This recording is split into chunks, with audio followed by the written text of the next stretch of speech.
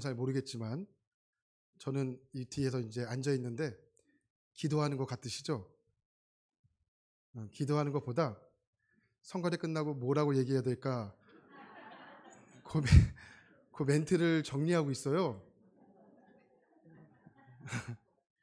근데 오늘은 여기 딱 앉아 있는데 어떤 말로 감사의 말을 표현할까? 근데 그 말이 생각이 잘 안 나.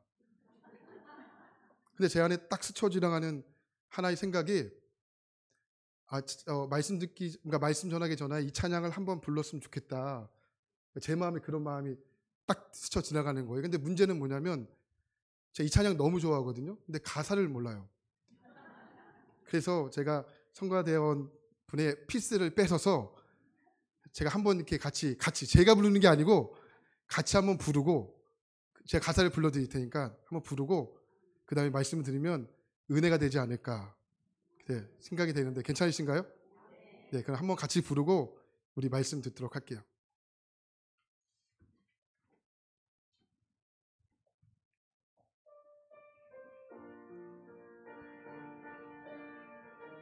제가 가사를 불러드릴 테니까 한번 나오네요.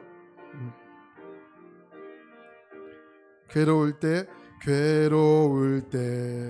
주님의 얼굴 보라.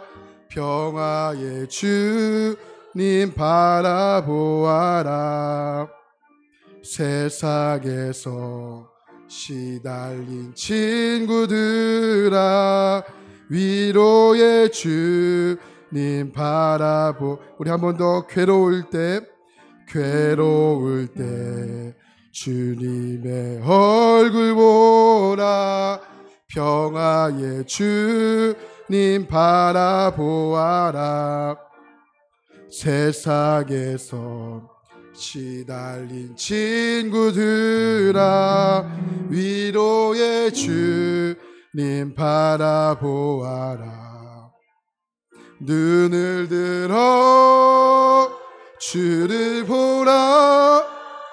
내 모든 염려 주께 맡겨라. 슬플 때에 주 예수 얼굴 보라. 사랑의 주님 한식 눈을 들어 주를 보라. 눈을 들어 아멘 주를 보라. 내 모든 염려 주께 맡겨라. 슬플 때에 주님의 얼굴 보라. 사랑의 주 한식 주리. 우리 딱 20초만 기도했으면 좋겠습니다. 말씀 듣는데 말씀 시간이 여러분들에게 가장 행복한 시간 됐으면 좋겠고, 오늘 이 말씀 하나하나가 여러분의 심령 가운데 꽂히면 좋겠습니다. 하나님 오늘 나에게 말씀하여 주시고 그 말씀 붙잡고 하나님 승리하는 인생 되게 해주십시오. 우리 간절한 마음을 담아 우리 주여 한번 외치고 함께 기도합니다. 주여. 하나님 오늘 말씀 듣습니다. 하나님 말씀은 살아있다고 하는데 그 살아있음을 우리가 하나님 목도하며 경험하는 시간 되게 인도하여 주시옵소서. 하나님 말씀 살아있습니다. 말씀 역사합니다. 누구에게도 역사하고 어느 누구에게도 하나님 말씀 살아있습니다. 하나님 마음에 찹찹한 자에게도, 하나님 질병으로 힘들어하고 있는 자들에게도, 하나님 관계에 어려워 있는 자들에게도, 물질 때문에 곰핍하고 있는 자들에게도 하나님 말씀 분명히 살아있는데 그 살아있는 하나님 말씀 오늘 우리가 모두 경험하는 시간 되게 도와주시옵소서. 사도행전 2장에 하나님 정말 많은 사람들에게 성령이 임한 것처럼 하나님 오늘 우리에게도 하나님 그 성령이 임하는 복된 시간이 되게 성령 하나님 역사하여 주시옵소서. 마음의 불편함이 깨끗하게 해소되게 하시고 마음에 하나님 정말 무덤덤함이 뜨거운 성령 하나님 부족한 종에게도 마음을 뜨겁게 하시고 전하는 말씀 하나하나가 살아있는 하나님의 놀라운 활력이 되는 말씀이 되게 하여 주시옵소서. 하나님 오늘 그렇게 가시 믿습니다. 우리의 영혼이 오늘 이 시간을 하나님 기점으로 다시 한번 태어나는, 하나님 다시 한번 바뀌게 되는 놀라운 시간 되게 하여 주시옵소서. 성령 하나님 오늘 이 자리에 충만하게 내재하시고 오늘 이 자리에 말씀이 들려지는 은혜를 더하여 주사 우리의 영혼이, 우리의 믿음이, 우리의 신앙이 냉랭한 분들 계시다면 하나님 오늘 이 시간, 하나님 이 아침 이 예배를 통해서 다시 한번 소생케 되며 다시 한번 하나님 바뀌어지는 놀라운 시간 되게 하여 주시옵소서. 예수님을 바라봅니다. 눈을 들어 예수 그리스도를 바라보니 하나님 그 예수 그리스도의 영광만이 하나님 이 만수의 중성전 가운데 임하소서. 그렇게 하실 주님께 모든 영광 올려드리며 주님을 찬양하며 감사드리며 살아계시고 이 자리에 역사하길 원하시는 우리 구주 예수 그리스도의 이름으로 간절히 기도합니다. 아멘. 우리에게 은혜 주실 주님께 우리 영광의 박수 돌리고 말씀 듣겠습니다. 할렐루야. 아멘.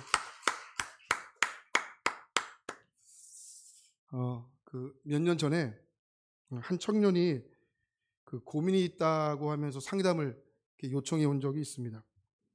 이 청년은 어렸을 때부터 교회를 다녔고 또 교회에서도 봉사를 참 열심히 했던 청년입니다. 항상 밝았어요. 그 분위기도 청년부 안에서 이렇게 주도했던 청년이었고 소그룹 모임을 인도까지 했던 그런 셀장이었습니다. 이것만 봐도 하나님 안에서 얼마나 아름답게 신앙생활을 했는지 알 수 있지 않습니까? 대화를 하기 위해서 자리에 앉았는데 충격적인 이야기를 제가 듣게 돼요. 그것은 뭐냐면 하나님이 도무지 믿어지지 않는데 어떻게 하면 하나님을 믿을 수 있습니까? 라는 질문이었어요. 제가 이 질문을 듣고 얼마나 깜짝 놀랐는지 모릅니다. 그렇다고 지금 당장 하나님을 눈에 보여줄 수도 없고 귀에 들려줄 수도 없고 이 청년이 참 답답하겠다라는 생각을 하게 됐어요. 그래서 그러면서 어렸을 때부터 지금까지 어떻게 신앙생활을 했는지를 쫙 이야기를 해주었는데 한 20분 정도가 이렇게 흘렀어요. 20분 정도가 흘렀는데 이 청년의 눈에서 하염없이 눈물이 흘러나왔어요. 누군가 잘못 보면 마치 오해할 정도로 하염없이 눈물을 흘렸습니다. 한참을 울고 좀 진정이 된 것 같아서 제가 물었어요. 야, 근데 참 신기하다. 하나님 믿어지지 않는데 너는 도대체 왜 이렇게 우는 거니? 여러분, 하나님이 믿어지지 않는 것과 우는 것이 상관이 없지 않습니까? 여러분, 오늘 예배가 끝나고 이제 나가셔서 지나가는 사람에게 물으세요. 하나님 믿으세요? 안 믿는데요? 우는 사람이 있을까요? 없어요. 하나님을 안 믿어지는데 우는 사람이 없어요. 하나님 믿지 않는데 그게 슬퍼서 왜 울겠습니까? 그러니까 오히려 우는 것이 더 신기하고 이게 이상해요. 그러니까 하나님을 믿어지지 않는데 도대체 왜 우는 거니? 근데 그 청년이 엉뚱한 대답을 해요. 저도 제가 왜 우는지를 모르겠어요. 그 시기에 여름 수련회를 이렇게 준비하는 이렇게 기간이었는데 이렇게 여러 사정으로 수련회를 가지 못하는 많은 분들이 있지 않습니까? 그러니까 수련회를 다녀오고 한 4일 동안 저녁에 저녁 부흥회를 청년부를 따로 이렇게 진행을 했어요. 이때 제가 하루도 빠짐없이 나와 기도해라. 그리고 말씀 듣고 말씀 붙잡아라. 이렇게 이야기를 해 주었어요. 그리고 그 다음 주가 되었죠. 그 다음 주에 왔는데 그 이메일이 왔는데 그 청년이 보내준 이메일이었어요. 그래서 저에게 이렇게 썼어요. 목사님 죄송합니다. 제가 쓸데없는 고민으로 지금까지 혼자 힘들었던 것 같습니다. 그러니까 이제부터 쓸데없는 고민하지 않고 신앙생활 잘하겠습니다. 그러니까 지금도 저희 교회에서 결혼하고 신앙생활 잘하고 있어요. 지금까지도. 아마 오늘도 이 자리에 앉아 계시지만 하나님이 도무지 믿어지지 않는데 이 예배에 앉아 있는 분들이 혹시 있을지 모르겠습니다. 여러분 잘 생각해 보십시오. 하나님만 안 믿어지는 것이 아니고 영적인 모든 것이 안 믿어지거나 모르는 경우가 훨씬 많습니다. 여러분 혹시 죄가 무엇인지 아십니까? 나는 어디서 와서 어디로 가는지 혹시 여러분 아십니까? 그러니까 우리가 중요한 것은 잘 모르고 살아갑니다. 그럼 왜 잘 알지 못하고 살아갈까요? 이게 영의 눈이 열리지 않았기 때문에 그렇습니다.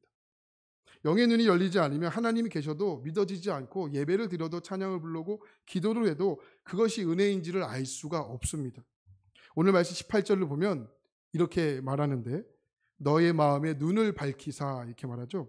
여기 마음, 특히 성경에서 마음이라는 단어가요.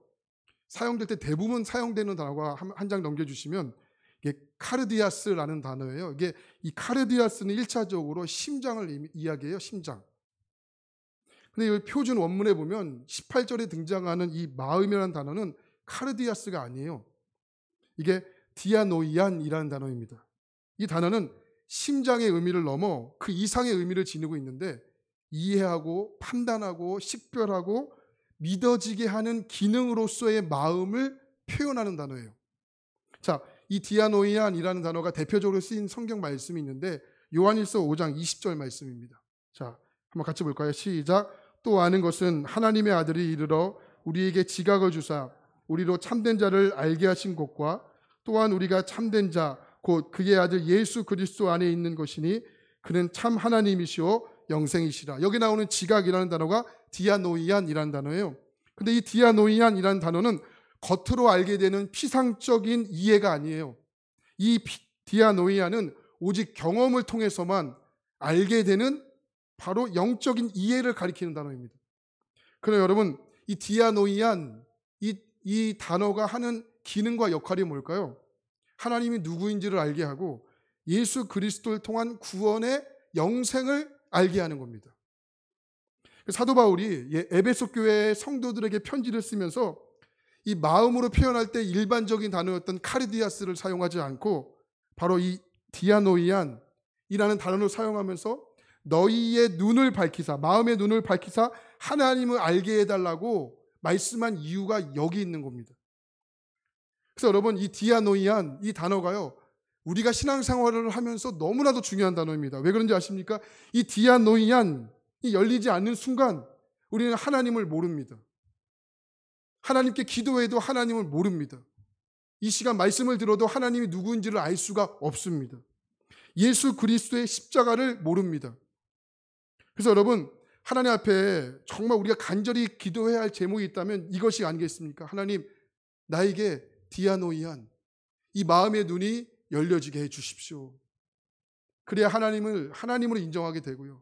하나님의 은혜를 알게 되고요. 찬양을 불러도 눈물을 흘리게 되는 겁니다. 이 사도 바울이요, 이 마음의 디아노이안, 이 마음의 눈이 열렸기 때문에 비록 감옥 안에 있을지라도 은혜를 누렸고 은혜를 전하는 인생이 되지 않았겠습니까? 그래서 에베소서를 보면 참 신기해요. 이 감옥 안에 갇혀 있는 사람이요, 감옥 밖에 있는 사람을 위로합니다. 억울한 누명을 쓰고 자유를 빼앗긴 사람이 자유를 가진 사람들을 권면합니다.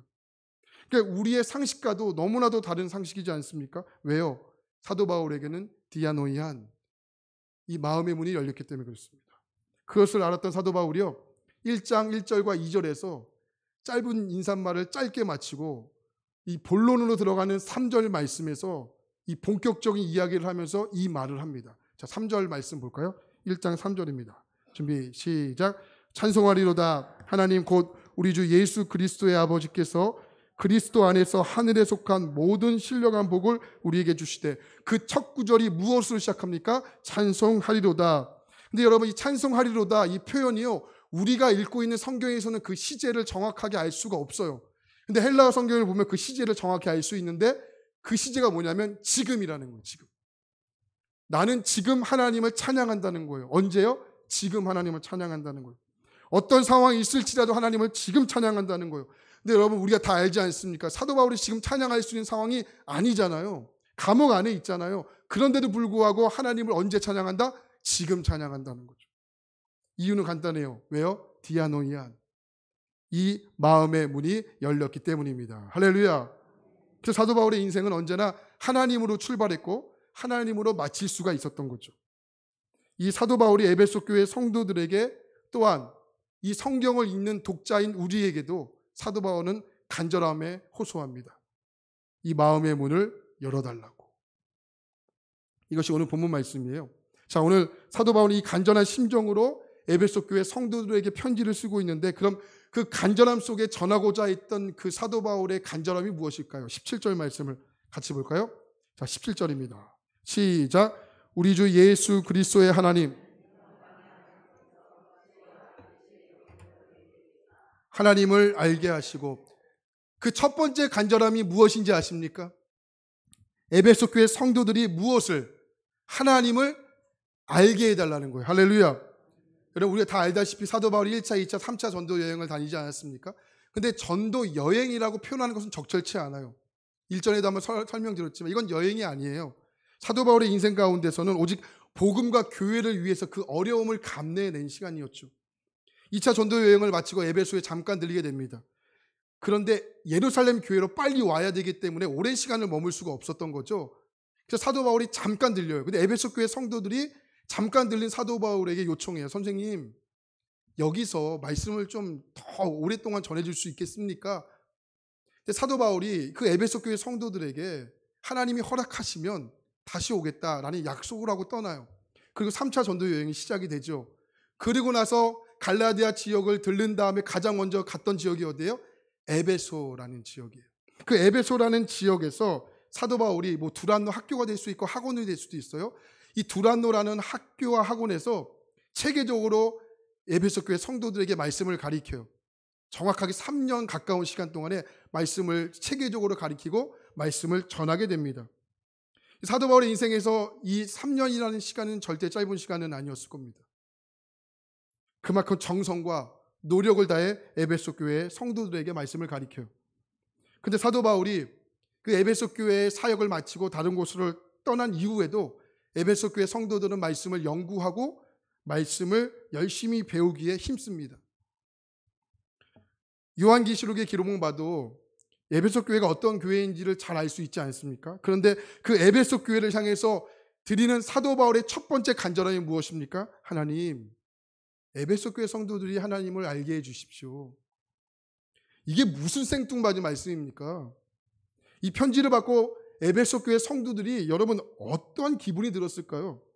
바울 선생님, 도대체 이게 뭡니까? 우리가 선생님이 있을 동안뿐만 아니라 선생님이 떠난 후에도 우리는 말씀을 열심히 연구했고 말씀을 열심히 봤다니까요. 그런데 하나님을 알게 해달라고요? 조금 전에 설명드렸지만 사도 바울이 무려 3년 동안 가장 온심과 열정을 다해 쏟아부었던 곳이 에베소 교회였거든요. 체계적으로 말씀을 가르쳤습니다. 근데 사도 바울이 잠깐 이 사실을 잊어버리고 이 편지를 썼을까요? 아니면 지금 사도 바울의 입장에서 사도 바울에게 말씀을 배우지 않고 다른 사람들에게 말씀을 배웠기 때문에 속상한 마음으로 이 말씀을 썼을까요? 그런 것이 아니라는 거예요. 여러분 여기 하나님을 알게 하시고 해서 이 안다라는 단어에서 그 의미를 찾을 수 있는데 안다라는 단어가 헬라어로 기노스코라는 단어예요. 이 기노스코라는 단어. 근데 여러분 오늘 말씀에서 이 안다라는 단어는 기노스코에서 끝나지 않고 접두어를 붙였어요. 이런 단어죠. 에피그노시스라는 단어예요.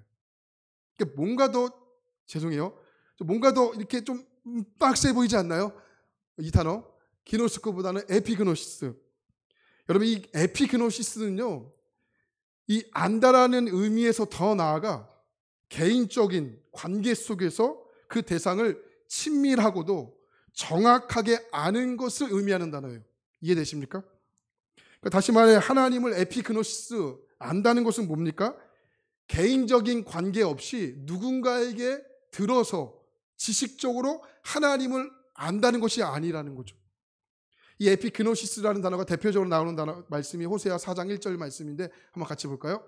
자, 시작. 하나님을 아는 지식이 없어 망하는도다. 백성이 무엇 때문에 망한다고요? 하나님을 아는 지식. 근데 여러분 아시지 않습니까? 이스라엘 백성들은요 4세부터 12세까지요 모세 오경을 공부해요. 그리고 더 나아가 레위기를 암송합니다. 근데 이스라엘 백성들이 하나님을 모른다고요?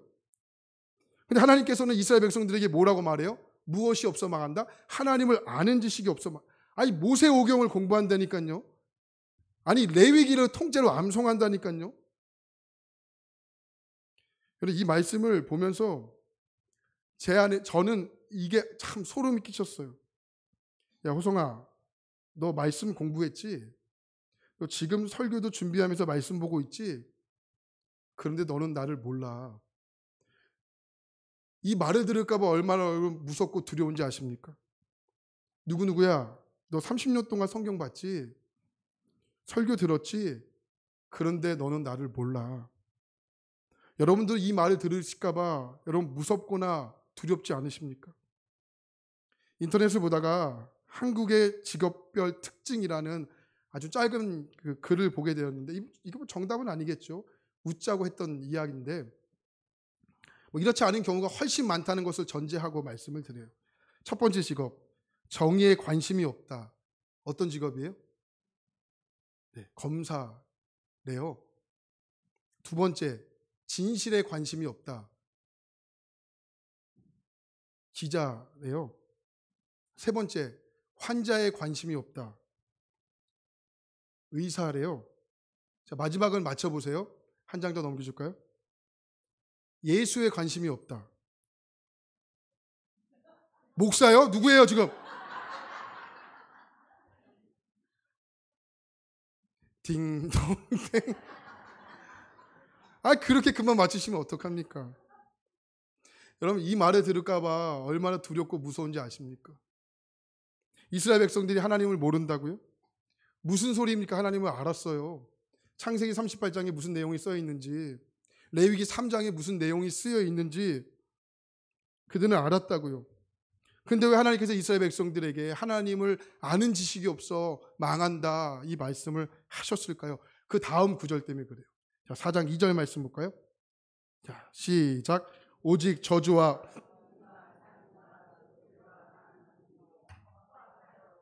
피를 아멘. 그거 아십니까? 하나님을 안다는 것은 이게 객관적인 지식, 이게 절대 머리가 아닌 것이에요.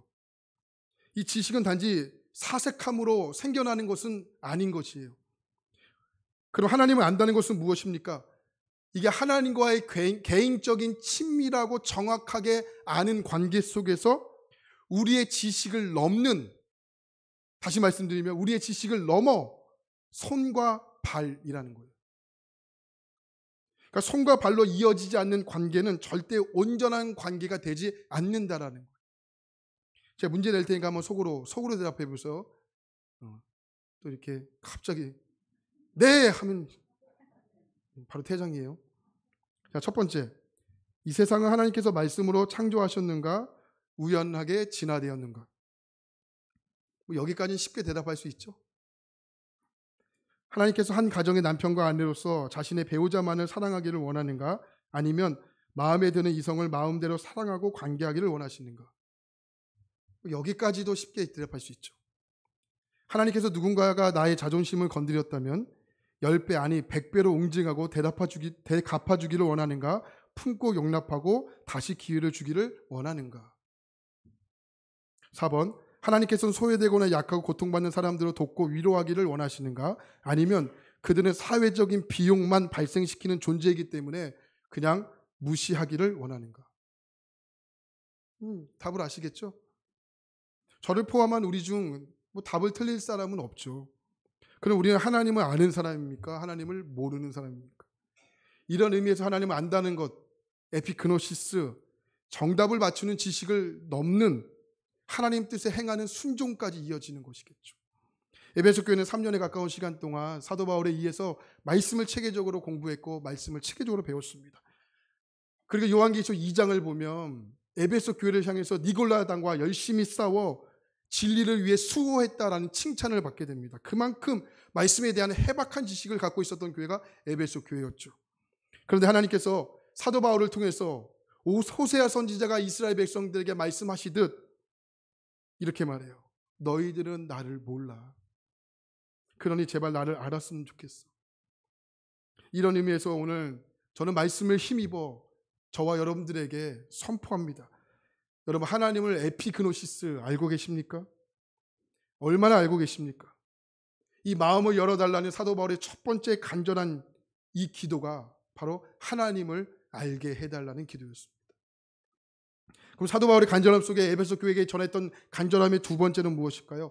오늘 말씀 16절 말씀을 한번 보겠습니다. 자, 16절입니다. 한번 같이 볼까요? 시작. 내가 기도할 때, 거기까지만 하겠습니다. 내가 기도할 때 기억하며까지만 하겠습니다. 자, 두 번째 간절함은 무엇이냐면 기도라는 거예요. 기도. 여기 기억하며라는 단어가 헬라어로 파우오마이라는 단어예요. 이 파우오마이라는 단어는 이런 뜻이에요. 쉬어본 적이 없다. 또한 기도하며라는 단어는 헬라어로 프로슈톤이라는 단어인데요. 이거는 명사형 복수형으로 써 있어요. 아니, 왜 기도를 이야기하면서 복수형으로 썼을까요? 사도 바울이요, 에베소 교회를 위해서 기도했을 때 어떻게 기도했다는 거예요? 한 번만 한 것이 아니고 쉬지 않고 에베소 교회를 위해서 기도했다는 거예요. 이것이 사도 바울의 기도였다는 거예요. 여러분, 기도는 쉬는 것이 아니라는 거예요. 기도는요, 방학이 없다는 거예요. 기도는 하고 싶으면 하고 하기 싫으면 하지 않아도 되는 소분품이 아니라는 거예요. 이 기도를 누구보다 소중하게 여겼던 사무엘은 12장 3절 말씀에, 사무엘상 12장 3절 말씀에 그 의미를 우리에게 이렇게 전하고 있죠. 나는 너희를 위하여 기도하기를 쉬는 죄를 여호와 앞에 결탄코 범하지 아니하고, 여기 잘 보세요. 기도를 쉬는 것을 뭐라고 말씀합니까? 죄라고 말하죠. 이 쉬다라는 단어가요, 히브리어로 하돌이라는 단어예요. 한번 한 장 넘겨 보실까요? 이 하돌이라는 단어는 끝나다, 멈추다 뜻도 있지만 잠시 휴식하다라는 뜻도 있어요. 그래서 여러분, 쉬운 성경을 보면 이 말씀은 좀 더 잘 이해할 수 있는데, 나는 기도하는 일을 중단함으로 여호와께 범죄하지 않을 것이며, 이렇게 표현해요. 중단한다는 표현을 썼어요. 사무엘은 하나님께 기도하는 일을 중단하지 않고, 여러분, 계속 기도하겠다는 강한 의지를 어떻게 표현하고 있습니까? 쉬는 것은 죄라고 표현한 거예요. 그의 의지를 보이십니까? 그래서 기도를 멈추지 않겠다는 거예요. 왜요? 기도는 쉬는 것이 아니기 때문에. 기도는 오늘 하고 내일 안 하고 하는 것이 아니기 때문에. 이 기도를 보면서 우리 영적인 문제가 무엇인지 아십니까? 기도하지 않아도 하나도 불편한 것이 없어요. 왜? 아무런 일도 일어나지 않기 때문에. 기도하지 않아도 하나도 불평이 없어요. 왜? 사단이 공격할 필요가 없기 때문에. 뭐하러 공격하겠습니까? 스스로 알아서 무너지는데. 근데 여러분, 생각해 보세요. 기도를 조금만 쉬면 내 영이 죽는 것을 즉시 직감하고, 기도를 조금만 중단하면 견디기 힘든 일이 생기고 살맛이 나지 않고, 여러분, 그럼 누가 기도하지 않겠습니까? 누가 기도를 중단하겠습니까? 누가 기도를 쉬겠습니까? 그러니까 어느 글을 보다가 도전이 되는 글을 보게 되었어요. 목사님께서 한 권사님에게 이렇게 새벽 기도 나오라고 이렇게 권면을 하는데 대답은 잘하세요. 나와야죠. 근데 안 나오시는 거예요. 볼 때마다 만나면 새벽 예배 나오셔야죠.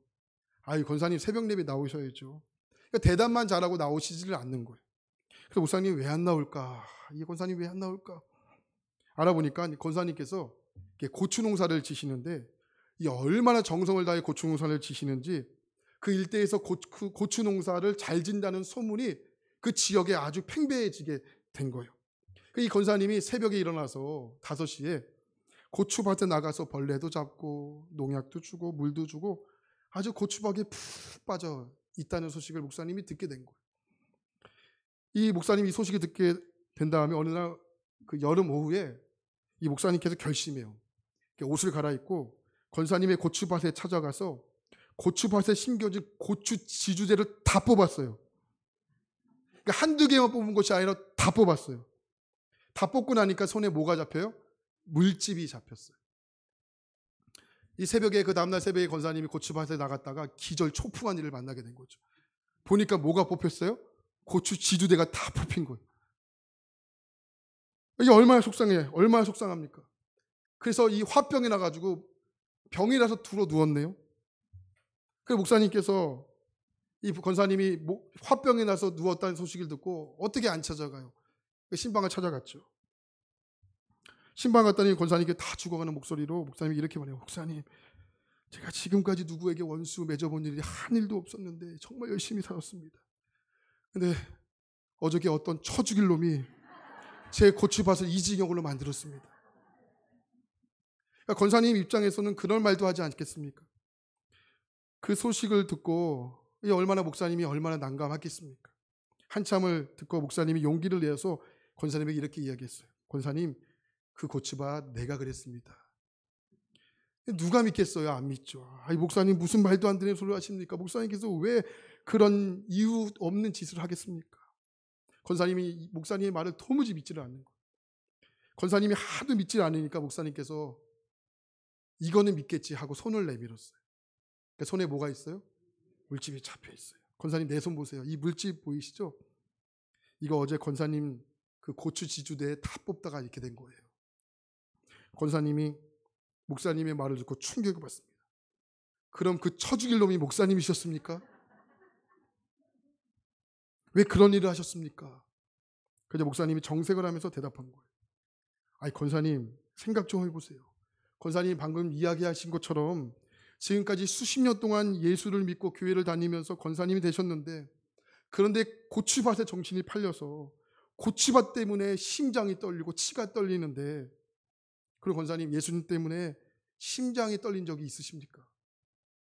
예수님 때문에 설레어서 밤잠을 이루지 못한 적은 있으십니까? 그러니까 목사님의 말씀을 듣고 권사님이 입을 꾹 닫으셨어요.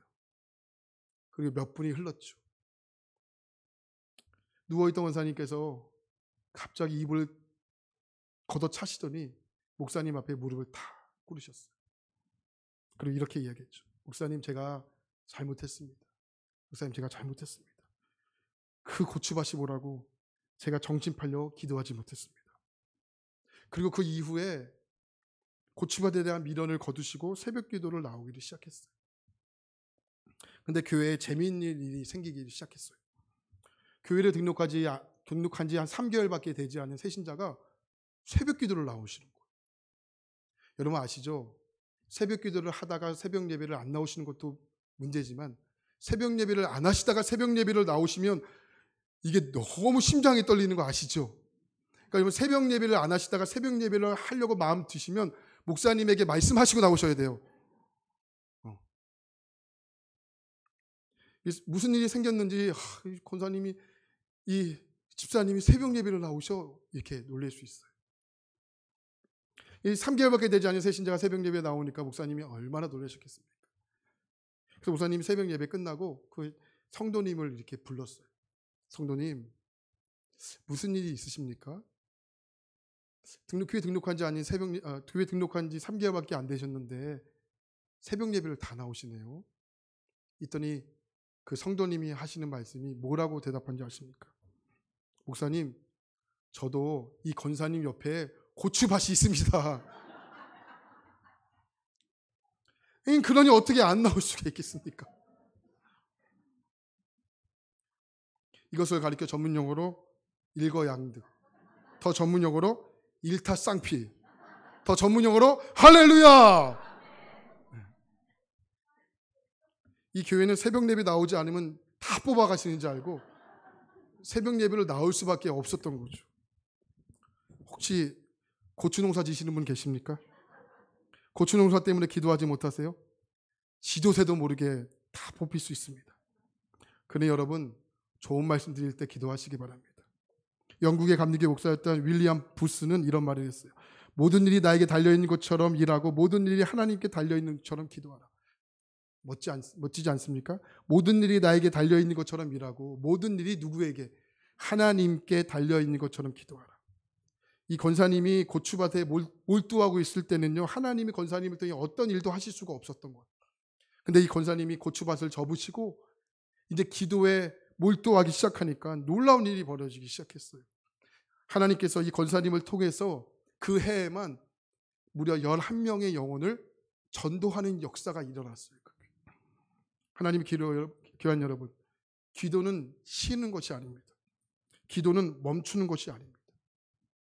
지금 우리가 여러분 기도해야 할 내용이 얼마나 많습니까? 우리의 다음 세대, 여러분 이대로 두실 건가요? 우리의 기도에 다음 세대의 믿음이 달려있다고 한다면 여러분 이렇게 가만히 두실 건가요? 우리 저녁마다 뭘 하고 있는지 아시죠? 여러 명사를 위한 저녁 기도회를 하고 있어요. 모르셨어요? 1년에 딱 한 번이죠. 딱 한 번인데도 지금까지는 몰랐다 치겠습니다. 친다는 거예요.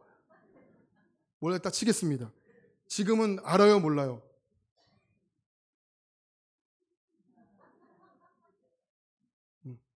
아시잖아요, 그죠? 알면 안 하면 뭐예요? 죄. 직무유기. 죄. 죄가 아니고 죄.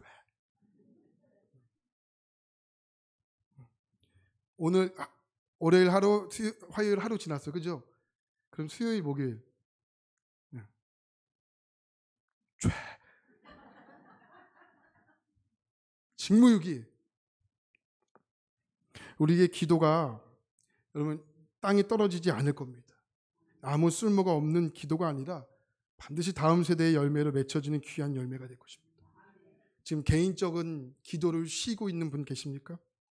지금 당장 기도를 방해하는 여러 가지 상황, 그 마음의 고추 지주대를 당장 뽑으시기 바랍니다. 그리고 오늘부터 기도를 시작하시기 바랍니다. 에베소 교회를 향해서 사도 바울은 마음의 문이 열려달라고 기도하면서 두 가지를 간절함으로 호소합니다. 그 첫 번째는 하나님을 알게 해달라는 겁니다. 두 번째로는 기도를 멈추지 않게 해달라는 겁니다. 그래서 오늘 설교는 이렇게 마무리하려고 합니다. 자, 두 주먹 불끈 쥐고 저를 따라 한번 화면 보여줄까요? 저를 따라 힘차게 120번 선포하는 겁니다. 딱 두 번만 선포하겠습니다. 힘차게 하시는 거예요. 아시겠죠? 근데 이 선포하는 이유가 뭐냐면 오늘 저녁 기도에 나오겠다는 선포예요. 할렐루야. 자, 저를 따라 선포하겠습니다. 하나님을 알게 해 주옵소서. 하나님을 알게 해 주옵소서. 기도를 멈추지 않게 해 주옵소서.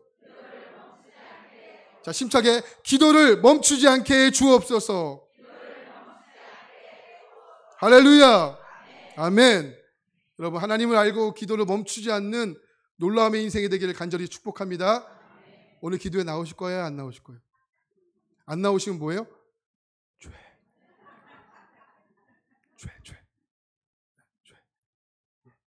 자, 우리 함께 찬양하고 뜨겁게 기도했습니다. 일전에 한번 불렀던 찬양인데요. 뭐 아실 분들은 아실 것 같은데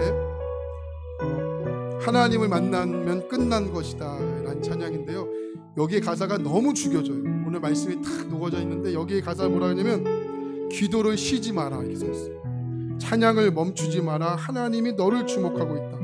예배에 집중하라. 말씀을 붙잡아라. 하나님을 만나면 끝난 것이다. 할렐루야. 오늘 기도에 나오실 거예요? 안 나오실 거예요? 안 나오면 뭐예요? 죄.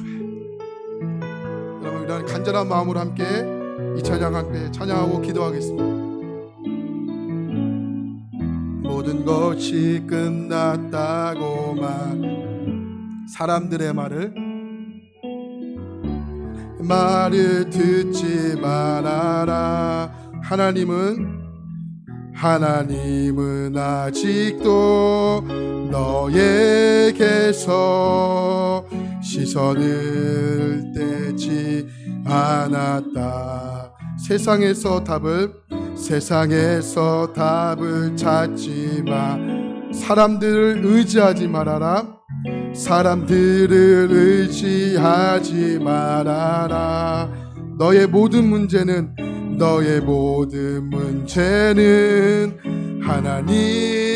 하나님만이 해결할 수가 있다. 왜 그런지 아십니까? 기도를 쉬지 마라.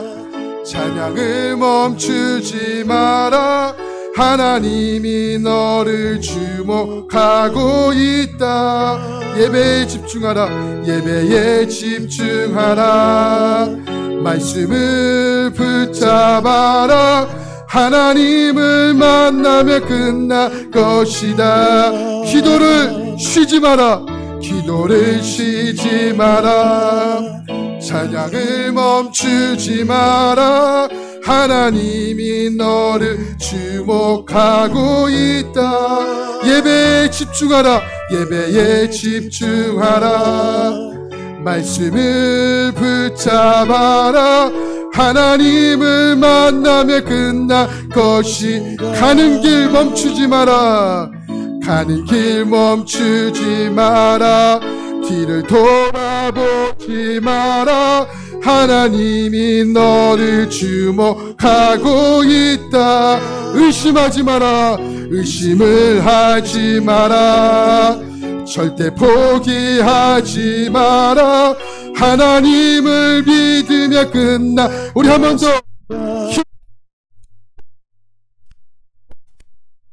마라. 찬양을 멈추지 마라. 하나님이 너를 주목하고 있다. 예배에 집중하라. 예배에 집중하라. 말씀을 붙잡아라. 하나님을만. 우리 마지막으로 한 번 더 찬양하고 기도합니다. 기도를 쉬지 마라. 기도를 쉬지 마라. 찬양을 멈추지 마라. 하나님이 너를 주목하고 있다. 예배에 집중하라. 예배에 집중하라. 말씀을 붙잡아라. 하나님을 만나면 하나님을 믿으면 끝난 것이다.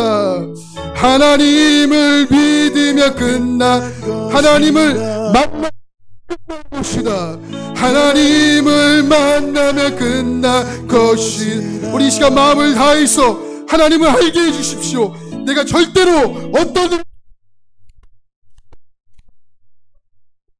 앞에 절단하시면서 우리 주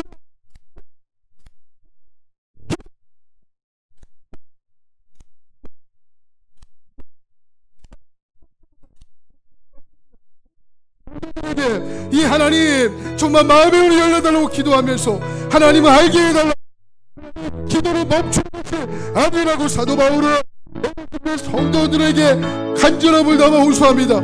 오늘 이 성경을 읽는 우리에게도, 이 독자인 우리에게도 이 말씀은 그대로 적용됩니다. 하나님을 알게 해주십시오. 기도를 쉬지 않게 해주십시오. 하나님은 머리로 지식으로 아는 것이 아니라 하나님 그 말씀이 내 안에 다가와 순종까지 가는 것이 하나님을 아는 것인 줄 믿습니다. 하나님, 우리 인생 가운데 어떤 일이 있어도 하나님을 아는 것을 멈추게 역사 주시옵소서. 하나님 역사 않겠습니다. 어떤 일이 있어도 기도를 멈추지 않겠습니다. 하나님, 오늘 저녁부터 다음 주를 위한 하나님 여행 기도가 시작되는데 더 뜨겁게 이제 하나님 함께 하나님 열어갈 수 있도록 인도하여 주시고, 하나님 우리 기도가 우리 여름 사역의 토대를 하나님 열매를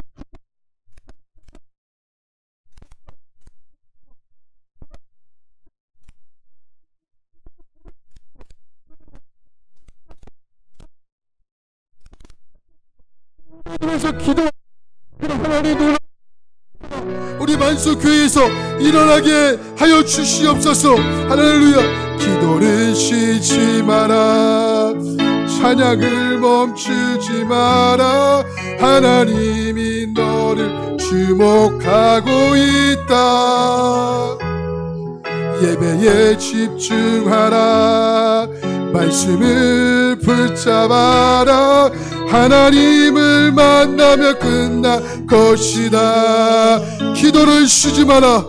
기도를 쉬지 마라. 찬양을 멈추지 마라. 하나님이 너를 주목하고 있다. 예배에 집중하라. 말씀을 붙잡아라.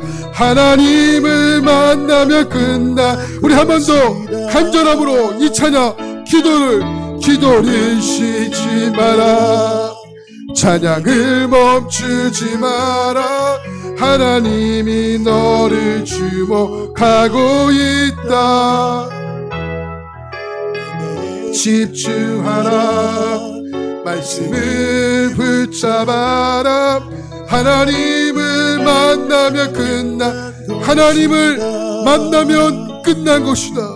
하나님을 만나면 하나님을 믿으면 끝난 것이다. 하나님을 믿으면 끝난 것이다. 살아계신 하나님, 사도 바울이 간절한 마음으로 담아 그들에게 마음의 문을 열어달라고 하나님께 기도하면서 두 가지를 호소합니다. 에베소 성도들이 하나님을 알게 해달라고, 절대 하나님 기도를 쉬지 않게 해달라고. 하나님, 이 말씀을 읽는 독자인 우리에게도 그대로 이 말씀은 적용됩니다. 하나님을 알게 하는 영안을 열게 도와주시고, 어떠한 일이 있어도 기도를 쉬는 죄를 범치 않겠다고 했던 사무엘의 고백처럼 오늘 이 시간 말씀 듣는 우리가 어떠한 일에도 기도를 멈추지 않기를 원하고, 그것이 아침에 하는 기도건 새벽에 하는 기도건 저녁에 하는 기도건 그 시간이 중요한 것이 아니고 기도를 멈추는 것이 중요한 것인데, 어떠한 일에도 하나님 앞에 정해진 시간은 내 인생 가운데 바쁠지라도 인생 가운데 분주할지라도 그 기도의 시간을 지켜나갈 수 있도록 도와주시옵소서. 오늘 저녁부터 다음 세대를 위한 여인 기도회가 시작이 됩니다. 하나님 덜 부글게 하여 주십시오. 더 뜨거울게 활활 타오르게 하여 주십시오. 우리의 기도가 다음 세대의 중요한 씨앗이 된다면 누가 기도를 쉬겠습니까? 누가 기도를 멈추겠습니까? 하나님, 이제 오늘부터 우리 모두가 함께 기도의 자리를 동참하고 그 다음 세대를 위해서 함께 기도하며 다음 주에 있을 우리 여름 행사부터 이제 하나님 중고청 모든 젊은이 시대까지도 이 기도의 파급력이 스며들어가 그들이 정말 하나님을 뜨겁게 만나며 그의 인생 가운데 놀라운 가치관이 변하는 곳에 이 여름 사역이 사용되어지기를 구합니다. 하나님, 젊은 세대들이 일어나게 될 줄 믿습니다. 우리 교회는 목장족들이 있는데 젊은 세대들이 일어나게 해 주십시오. 젊은 세대들이 말씀으로 아이들을 양육하게 도와주십시오. 그들이 은혜 받아야 되고 그들이 성령 받아야 되고 그들이 말씀으로 충만해야 되고 그들이 기도하고 싶지 않는 것을 하나님 뼈저리게 절감하게 하여 주셔서 우리의 기성세대들이 정말 기도로 앞질러 가며 하나님 불붙는 역사 우리 만속에 타오르게 하여 주시옵소서. 하나님 사모하고 간정합니다. 놀랍게 역사하실 주님을 찬양합니다. 하나님 성령으로 붙잡아 주시옵소서. 밍숭맹숭 신앙생활하지 않게 도와주시고 나를 속이며 신앙생활하지 않게 도와주시고 하나님을 뜨겁게 만나는 신앙생활으로 우리가 이어질 수 있도록 인도하여 주시옵소서. 함께 하실 주님께 모든 영광 올려드리며 주님을 찬양하며 감사드리며 살아계신 예수 그리스도의 이름으로 간절히 기도합니다. 아멘. 오늘 우리